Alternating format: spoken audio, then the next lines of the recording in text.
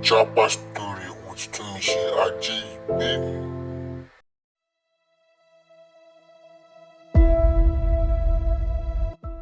Yeah, all right, my good people. My name is Tunmise Ajeigbe. This is another edition of Share Your Japa Story with Tunmise Ajeigbe, and I am with my friend. I know her for so long.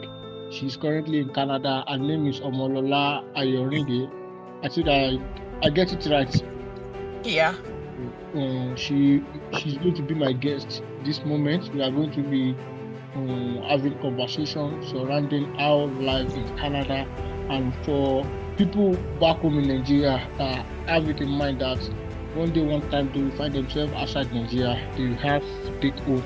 Our conversation will surround opportunity, challenges, and if there are things again that we need to discuss, we will definitely mark on it. Thank you so much for answering my call, and you are right here, Omolola Ayorinde. Welcome to Share Your Japa Story with Tunmise Thank you Ajeigbe. for inviting me. Um, how has your experience living in Canada compared to the life in Nigeria, considering the factor that has to do with changing culture and opportunity and challenges? How has life been for you in Canada? Um, First, I want to thank God. I mean, like in everything, you thank God.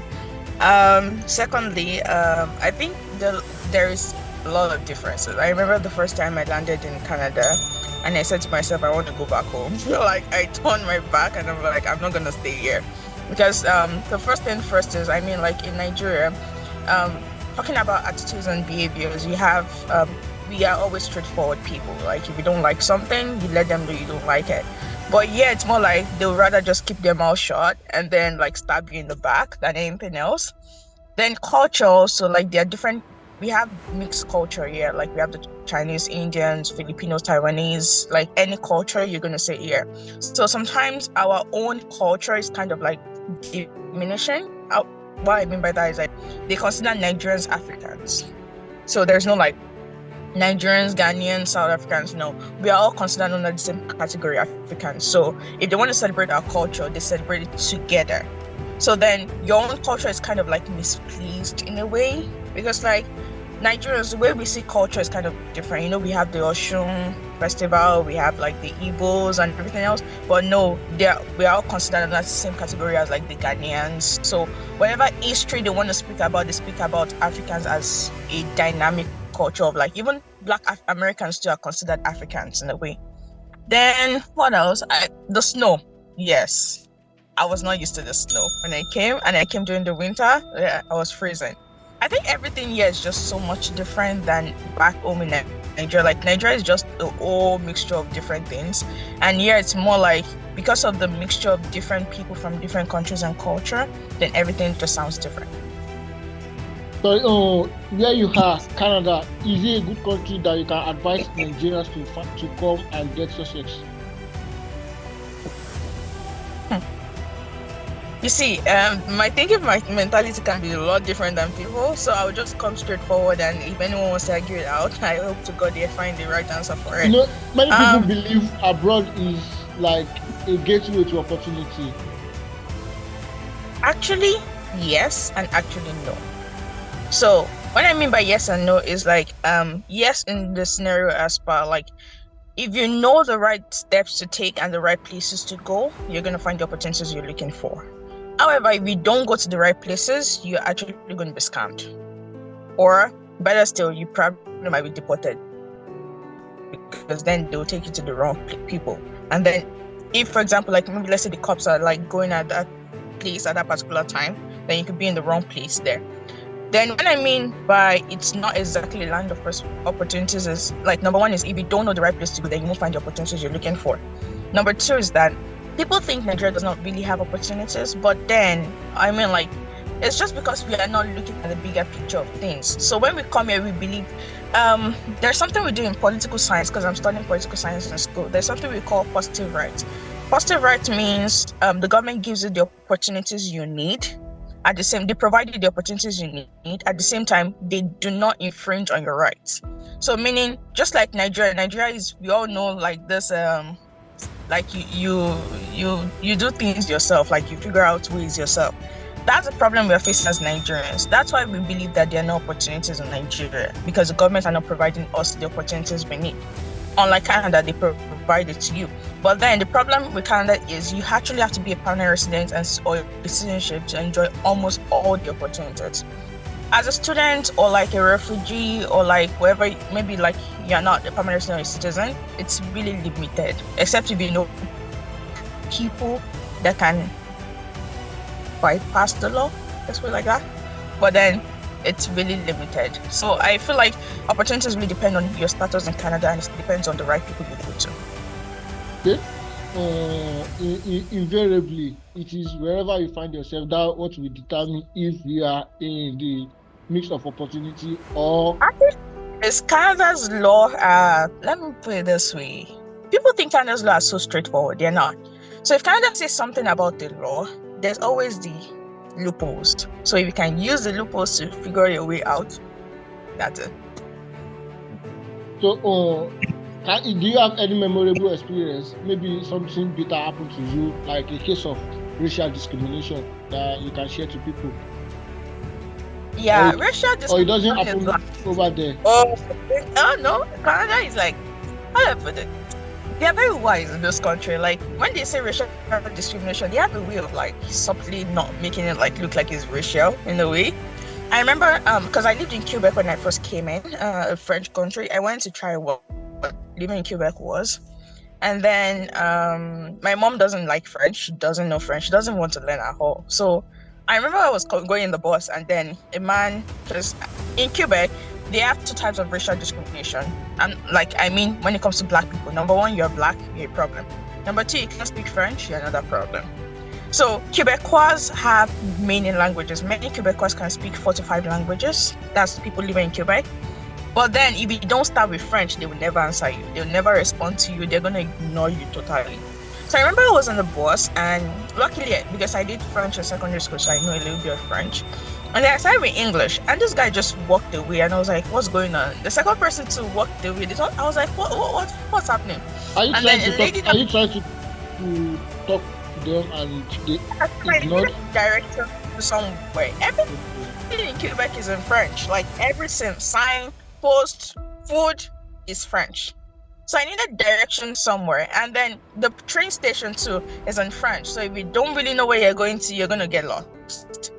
And so I was asking, like saying it in English, and the lady just came to me and said, "You don't speak in English first. You start with bonjour, and then if, for example, they know you know a little bit of French, then they would help you switch to English. But if you don't start with French, they will never respond to you. It's only the good Quebecois, I mean the kind ones, that would respond to you. But then they will look at you weird. They're like, why can't you speak French? What's she doing here? And I remember, like, I thought it was going to be easier when I came to Ontario to school. But in Ontario, the problem is they don't like blacks. Finish. Total. That's it. That's it. They're like, once you're black, and then it's more like to them you're just not it. I remembered one time my sister wanted to like do a babysitting job, a dog sitting job, to see dogs, and a white woman saw she was black, and the white woman said, I'm not gonna give you my dog because I know you're gonna eat the dog. My sister was like, what do you mean? So they have this stereotypes about blacks. Number one, we eat dogs. That's what they believe. Number two, we're too dirty because we don't bathe. And funny enough, they don't shower at all. Like, it's the whites that don't bathe at all. Like, bad. Because like I work with the teenagers and I work with adults, like the seniors. They only brush their teeth and they go out, and then they believe we are the ones that don't bathe. So I'm like, I'm confused. Like, it's your culture, not mine. And then number three is that they believe that the blacks are too rude. Because then, we are so straightforward about what we feel. So they believe like we're too rude with what we say. And then number four is they have so much stereotype about blacks that to them it's more like we are not their best version. Although there are some people that they still relate to us, or like they still like us as blacks because of our culture, especially Nigerians. They love the fact that we cook jollof fries, we're blacks and everything. But you're gonna face people that will say to your face, go back to your country. You don't belong here. Or you're gonna meet people that when you train station, they're gonna stand up go to another place and tell you to fuck off. Like, that's people that you're gonna meet. And I just tell people that feel bad about it. I'll be like, well, we all came from the greener pasture. I don't care about what they say. They came from. If you actually look at their history, one thing about Canada that they taught me in political sciences, every one of us are immigrants, whether we like to hear that story or not. We are all immigrants. Comment, your grandfathers, your great grandfathers too were immigrants. So if they tell you go back to your country, you too, you can answer them to go back to their country, because we are all immigrants here. So I really want to get, are you currently studying in Canada? Yeah. So when I came to Canada, like, I took like a gap year of 3 years. Like, I didn't go to school for 3 years. Just like, I mean, like, the main point of studying was going to school, right? Like, the main point of going to school was to make money.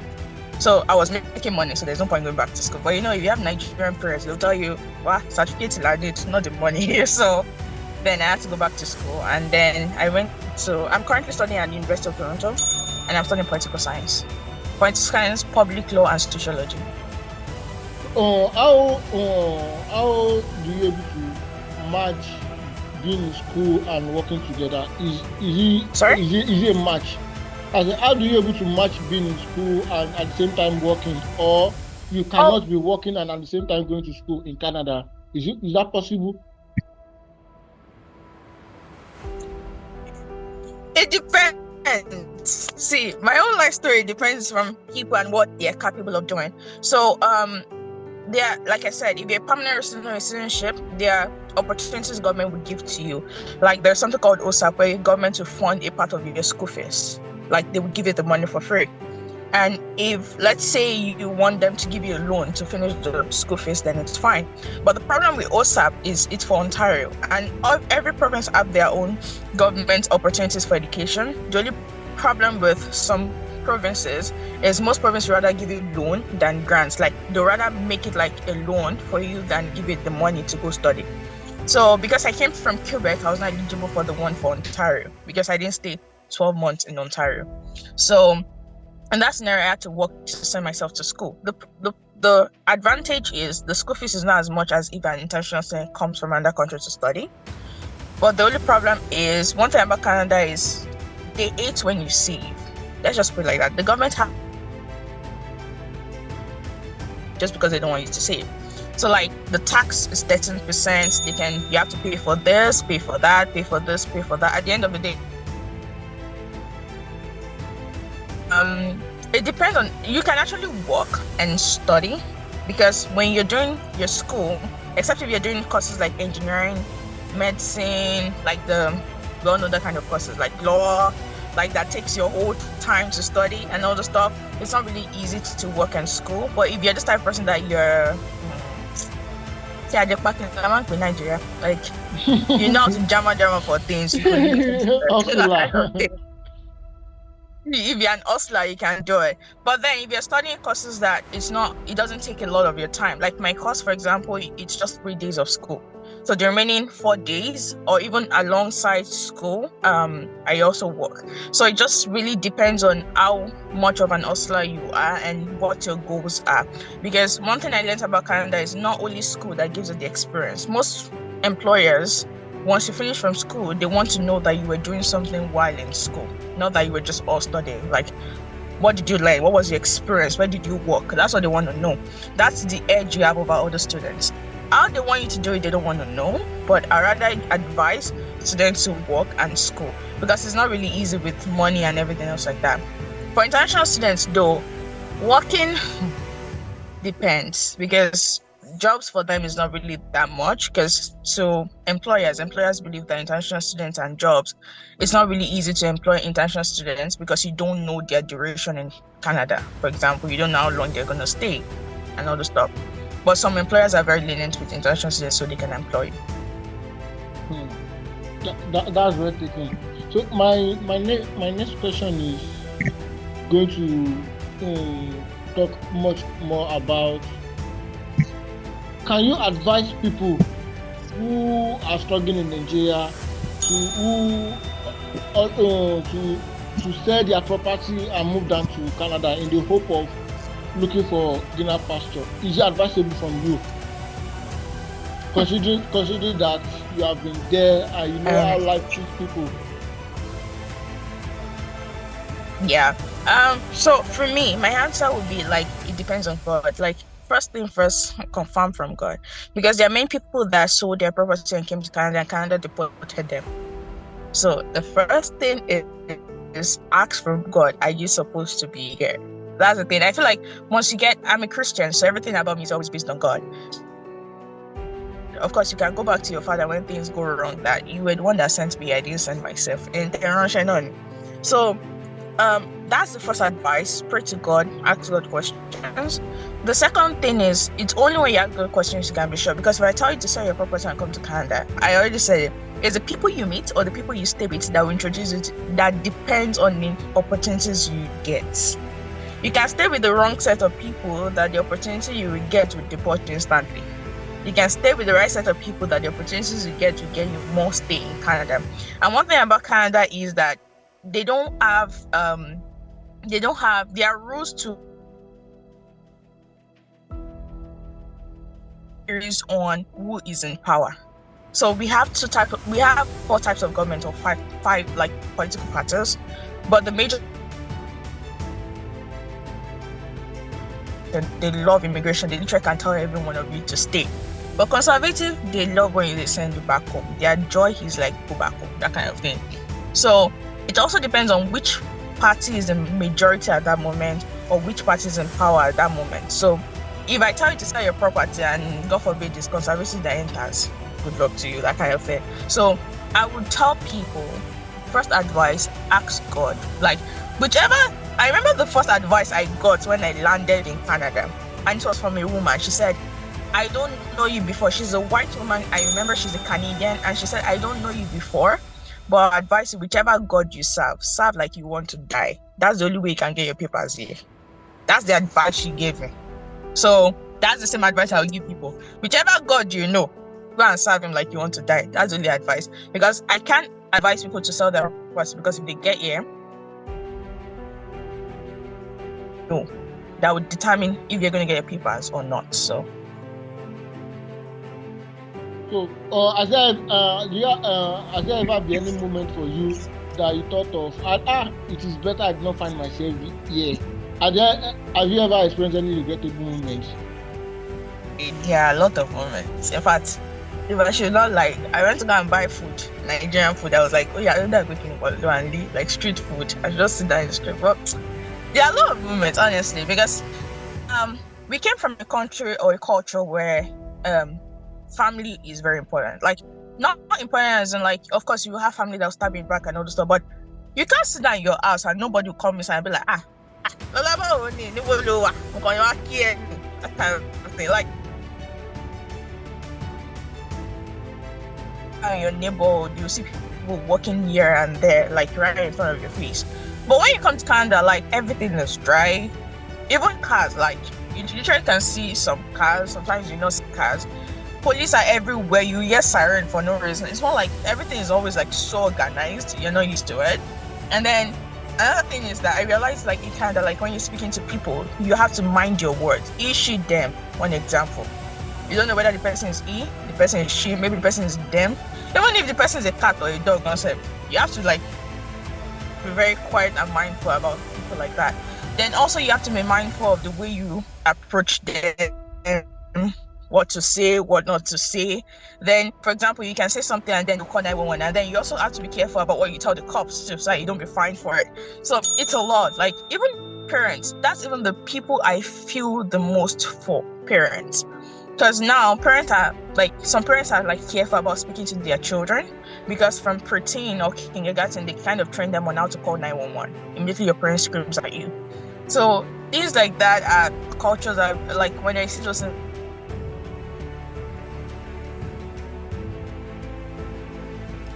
like, what's the point? I didn't go back here is because I still thank God for the opportunity I got. I mean, many people want that opportunity in Nigeria, and you come to Canada is a good thing actually, but it's just you have to ask God questions. Like many people just want to Japa, but many people don't strategize their Japa. Let me put it that way. Like I always I told someone who was coming, I said, all way leads to one.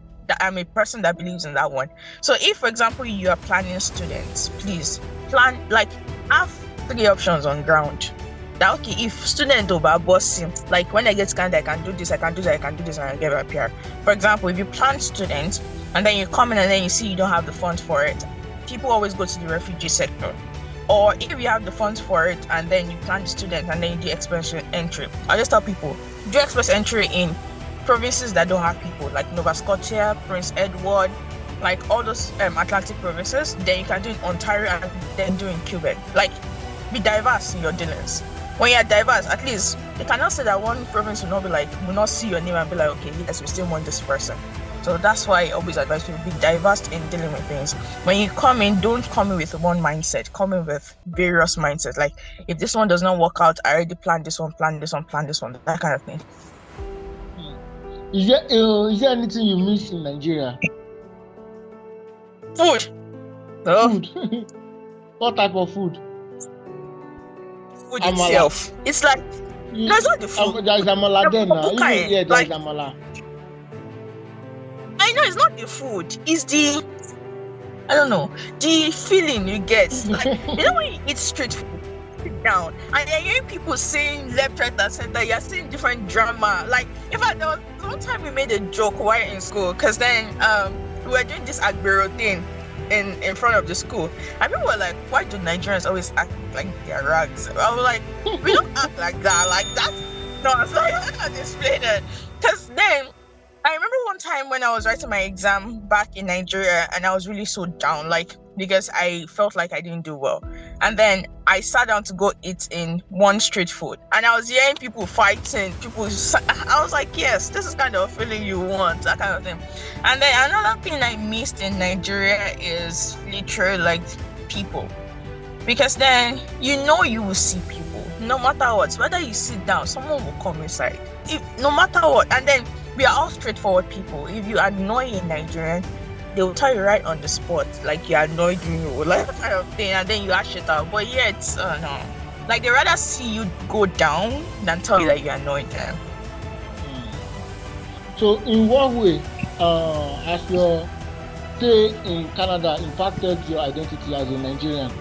Do you have pride in being in Nigeria despite being in abroad? Truly, yes. I actually have pride being a Nigerian. In fact, this is where I appreciate being a Nigerian. Because like I said, number one, we are straightforward people. We love saying the truth the way it is. I know Nigerians, sometimes we are associated with the fact that we have a lot of crime. I mean, they always say we are scammers. I don't say anything about that. That's what they tell us. They are scammers. I don't want to know. But then, and the funny thing is the Indians are doing the most too. But that's a conversation for them. But then I find pride in the fact that we love to tell them the way it is. I remember when we were in class, and our professors are saying things that, like, maybe we don't like, or like normally all the students don't like. I know Nigerians will stand up and be like, sir, that's not what it is. Like, I don't think, and I'll be like, yes, you guys are good. And then the second thing I pride as a Nigerian is the ability to adapt to things. Like, no matter what, like, I'll see the Indians, the whites, all crying, like, I don't like this, I don't want to do this again. And we black, we don't look at them like, don't understand the situation. I remember when one time we were in school and then our professor said something about grades and maths, and it was like, if you guys don't do this, I'm going to mark you down. And then all of them were like all in tears. I was like, I'm going to report him to the dean. I don't like I was like, come to Nigerian school. Where is the dean? Like, I mean, you will find, I don't know. So those things I learned in Nigeria helped me to adapt well to this situation. I saw that this place, actually, no matter how they feel like they're punishing in quotation, it's not as bad as what you faced in Nigeria. Then I think the last thing I learned here is savings, ability to save. Because we always count our blessings whenever we're in a foreign land. So it's easy for us to be like, okay, like we then start calculating, multiplying by Nigerian currency. So if, let's say, you buy something for $10, you'll be like times 1,002. This thing is expensive. No, I'm gonna buy something else. So yeah, ability to save is there. So yeah, it really helped me a lot. The way you are now, we understand that you've mixed with the West and you know something about their culture. How do you perceive Nigerian future with your own perspective as a Nigerian living in abroad, do you think what we have, the resources and the way we administer ourselves in Nigeria, there is a kind of positive future for us? Yes. The truth is yes. I remember I did a course in political science, and we're talking about the 80s, and we're like talking about the history of Haiti and what caused them to be poor and everything else like that. And then my professor said a statement and said, I know Nigeria is rich, but you guys don't know how to use your resources well. It was like, if we could switch roles, put in like Americans in Nigeria, he said, we'll blossom more than you guys, and then we'll bring your economy out the way you guys want it to be. The problem with Nigeria, I see mostly, is corruption. Corruption is the root of everything we've been facing, because every government that comes in power think of themselves first before they think about the Nigerians. And that's why our youth are into prostitution, drugs, everything else. Nigerians, I see, can adapt to rules and regulations and laws. I mean, what do you think when they come to a foreign land that has almost all the rules laid down for them? Nigerians will want to follow it because they don't want to be in trouble. That's the problem, is that it's not like we cannot be those people, because I see even in sectors that managers, even in agri, engineering, medicine, you see the Nigerians shining so bright, like Nigerian students, Nigerian people. There are times I go to hospitals and I see Nigerian like being the head doctor there or being the head nurse. It takes a lot for a Nigerian to rule this country. They don't like when blacks are ruling them. So for you to be like a manager, a head nurse, or maybe like a professor in university, it's more like you actually went through a lot to get there, right? So meaning Nigerians can actually do things. We are good at getting things we want. The problem is, what is the government themselves? I mean, we've heard of news where a governor hid like trillions in his under his basement, like I think 2009 or so, like 8 billion under his basement. The question is, where did they get their money from? It's from us, of course. So that means Nigeria has resources. We are rich in total. We just need the government to provide us opportunities, or let's just say we need true governors or true presidents that is ready to help the citizens and ready to make us like use our resources to get what we want. How about educational settings? It will take us how many years for Nigerians to get a standard like Canada?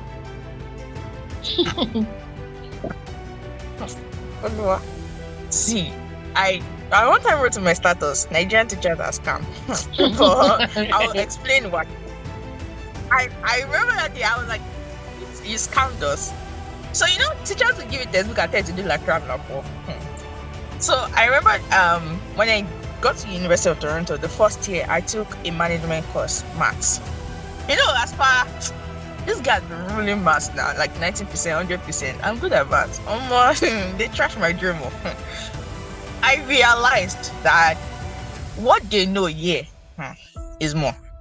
Let's put it like that. So I feel like in the education sector, the problem with us Nigerians is we use teachers that want money, not teachers that have the qualifications to teach.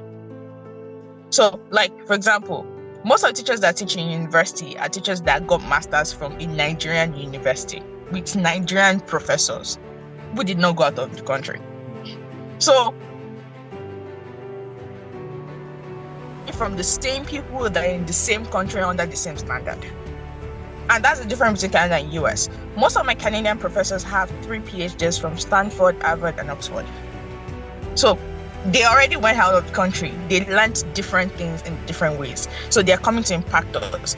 Most of them already, like I remember in my political science professor went to Afghanistan, Asia, like all the war countries to like teach, to like get education from there. So these are people that they are not limited by the country they're in, and that's why Nigeria we are really losing. That professor will not come on to 2 weeks to the exam and then give you textbooks to go and figure it out. That's the problem we are really facing as Nigerians. So I feel like the education sector is really good. As per, he helped us out to learn how to cram things and enter the exam on our points. My last guest emphasized that our curriculum is ancient in Nigeria. Yes. No, like, it's not even the curriculum that's a problem. Like, cram la poor, I learned it well in Nigeria. I even came to apply it here. But one thing I noticed here is that I think the aim of going to school is to solve problems. So whatsoever they are teaching on in class is to able to solve problems, not to remember. Like I remembered in New York City, they said a statement that because a lecturer told us to go and do past question. I read past question like my life depended on it. No question came outside. And this is past question of like 100 years, like 100 days. I was like, I can't bring a question from this thing. And then they were like, that's not what they do. Like they don't repeat questions. They find out new questions for you. And then they don't bring out questions like, for example, if you read what is biology, they don't bring it like that. They will give you a scenario. Like maybe a man and a woman does this, clinical. What is that term called? I'll be thinking, that kind of thing. So that's the problem with Nigeria is they make it look like wherever you read in your textbook, you will surely see the same thing in your exam. The way it is in the textbook, you will see it in the exam. But then in Canada, they made it different. They made it look like you will not see the same thing you saw in your textbook in the exam. You will see a scenario of it, and then you have to start figuring out what the textbook is saying about that kind of thing. So I think that's the problem. We really need to use our professor. Like I came back. Those are the ones we need to use, not the ones that are still training right there. But actually, I feel like everybody wants to make ends meet. So that's why we're all doing the way. Like I said it. The problem is the government. If our government really have common sense, they could help us out with this. If governments are good, I feel like nobody will want to run.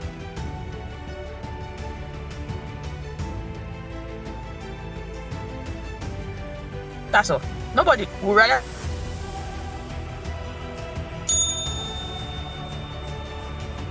Yeah.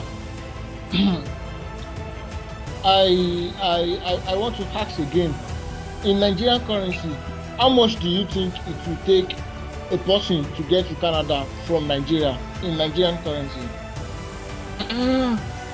If you want to get to Nigeria, it depends on the time and like the time. So we have 4 seasons here. We have winter, spring, summer, and fall. So like that really determines how expensive a flight ticket is, like per the person. And then also like I said, it depends on the government. So now they increased the amount every, like for an individual person, you have to have a certain amount before you can come to Canada. Like you have to declare a certain amount in your account before you come to Canada. So it really depends. If it's an individual person, I would advise them to go to IRCC site on Canada. It will tell them the amount each person or like a family should have before they come to Canada. But if we're talking about flight ticket, it really depends on the time, the season. But the best season I advise people to come in is always like the winter season, because they don't have a lot of people coming in, so the flight ticket is always like down. Or like if you book like 6 months,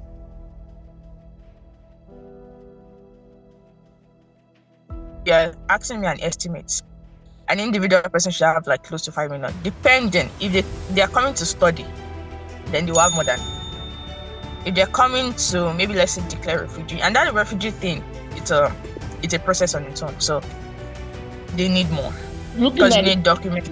Looking at the hardship, does it really worth it? If you get papers at the end, yes. If you get your papers at the end of the day, then it's worth it. Like, will it be worth it if you were deported back to Nigeria for nothing? And then where will you now start from? Like, you've sold everything now. You get. But then if you get the papers, like you get your PR at the end of the day, then it's worth it. Like it's really preferable you do all of that. But I would advise Nigerians, my best advice to people is do what you know would make you comfortable. Like I don't know how to put it in English. What you know will give you peace. So if, for example, you want to do the refugee process, ask questions, like feed yourself with knowledge. You have God, you've prayed. God said, okay, fine, you can go. Feed yourself with knowledge. Like, okay, if I do refugee, what are documents I need? Who do I need to contact? Where's exactly that place to go? Like, if you have all these details, you won't spend money unnecessarily. Many people here are out to see. People here are really ready to scam you. Is it lawyer? Lawyers will tell you to pay, instead of them to pay for you to pay $500. Like we have government lawyers, so government lawyers, and they will pay the government to pay them to represent you. But they'll probably not submit your dates to. They will not submit your name to court because they want you to pay extra before they submit your name to the court. So people are out to scam me just on that one. So instead, once you make your findings and you limit the amount of money you just cut out. And for students, I would advise like people to go to like the Olu of Canada website. The guy always like on Instagram, the guy always like dish out what students should do, the new policies on ground and all those stuff. Presently, Canada is giving masters and postgraduates like people that study 1 year or 2 years, like 3 years work permits. And then for undergraduates, they have to collect like provincial pass before they can come to school and all the stuff. Then for school, I always advise people you can school anywhere, but Canada are looking for specific courses. So if you really want to get papers in Canada, first look at the specific courses you need to study, and then ensure that when you're applying, don't apply your express entry only in Ontario or Quebec or wherever popular province you studied. Go to like the less popular ones, Nova Scotia, Saskatchewan, and all those stuff. That will give you more chances of getting in than like the popular ones. Then if, for example, we have less than one minute. Okay. So like that's like I feel like it's more preferable but you have to know who to contact and where exactly to go to. Sources are more important. Thank you so much for answering the call. I sincerely appreciate. I know you be kind of very busy, but out of your busy schedule, you answered the call, and I really appreciate. Oh, no. Would you like to settle down in Canada, or you want to come back home to enjoy? What is the discrepancy? At my old age, Joe, like before I enter 40, come back home and I cannot be in senior zone. That's not to me. I cannot enter senior. Like they just dump you in senior zone, and the children. It's because of I actually understand children, because what schedules, you're busy, you can't have time for your parents, so you put them in senior zone. And senior zone, it's not like it's their children that are there, so the way they treat them is somehow. I said after 40, but before 40, let's see. But I don't think I'm going to say to you. No way. Thank you so much, my good people. Please make sure you like, you share, and you share for people that might need, especially people on Facebook and on YouTube. Please, thank you so much for answering the call. This is going to be the end. I sincerely appreciate it. Thank you. Thank you. No problem. Bye. Bye-bye.